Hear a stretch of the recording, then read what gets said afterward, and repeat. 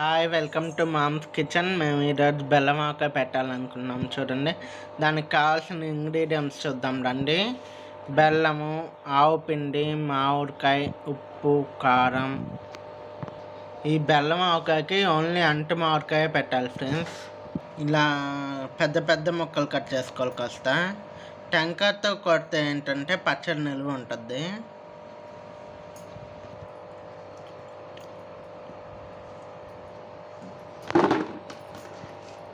మనకైతే 4 కాయలకి 5 కప్పులు వచ్చాయి మామిడికాయలు. ఇప్పుడు ఈ కప్పుతో ఆవు పిండి సగం వేసుకుందాం. కారం అయితే కప్పు వేసుకోవాలి. ఉప్పు మట్టుకు పావే వేసుకోవాలి.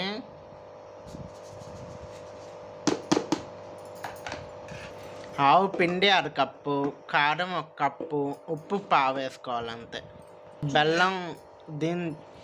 బెల్లం దీంతో 2 కప్పులు తీసుకుందాం ఫ్రెండ్స్.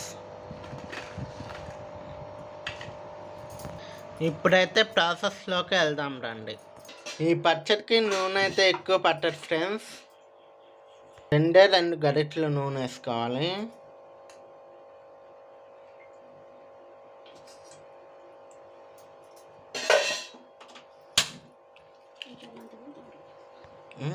ఈ బెల్లం తురువం కూడా దానిలో వేసేసుకుందాం.